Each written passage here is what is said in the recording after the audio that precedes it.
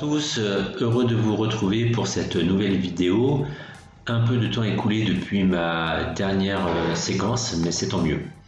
La dernière période fiscale m'a permis en effet de lister et de confirmer les principaux comportements à éviter et qui vous font perdre un temps précieux et de l'argent à vos dirigeants. Je vais ainsi vous présenter dans cette vidéo d'environ 5 minutes les 5 conseils à suivre pour gagner en temps et en argent. La simplicité de ces conseils est déconcertante et pourtant, hélas, ils ne sont pas toujours suivis.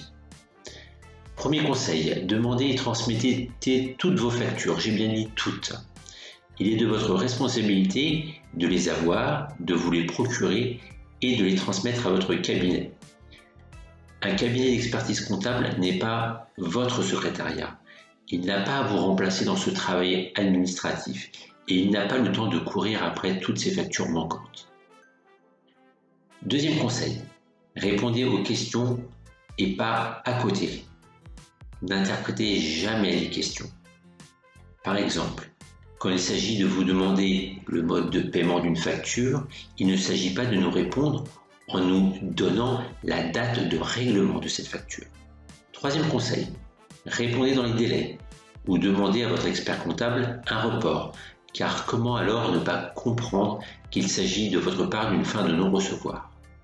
Encore une fois, nous ne sommes pas dans votre tête et l'économie d'une communication claire et précise engendre à tous les coups des problèmes.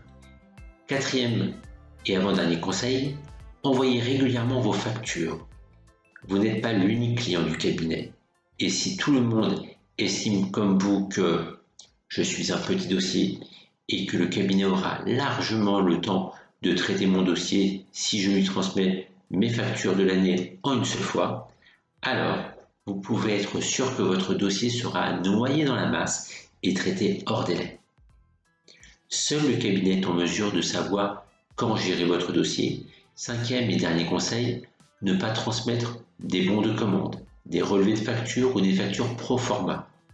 Seules les factures sont recevables de la part de l'administration fiscale qui pourra sinon rejeter tous ces autres documents que vous aurez pourtant, de bonne foi, pensés comme faisant office de documents officiels.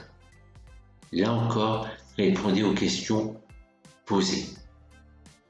Si votre cabinet vous demande une facture, ne lui envoyez pas un devis à la place en pensant qu'il s'en contentera. Vous allez certainement avoir le réflexe de dire « facile, pas de souci ». Oui, mais le problème, c'est que je déplore que plus de 50% des clients n'y arrivent pas, avec toutes les conséquences néfastes que cela engendre. Par exemple, perte de la TVA, augmentation du résultat et donc de l'impôt, rémunération faussée, cotisation sociale surévaluée, mauvaise image des comptes et délais fiscaux non respectés, relations polluées avec votre cabinet, perte de temps. À vous de choisir. Soit vous respectez ces règles, soit vous décidez de bâcler et de toujours considérer les factures comme de la paperasse. Mais dans ce dernier cas, ne vous étonnez pas alors de payer trop d'impôts ou trop de cotisations sociales. Notre cabinet vous donnera l'outil qui vous aidera à accomplir correctement votre travail administratif.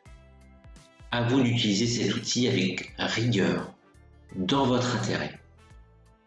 En résumé, les rôles sont à bien séparer. Aux dirigeants de donner toutes ces factures, au cabinet de les comptabiliser correctement.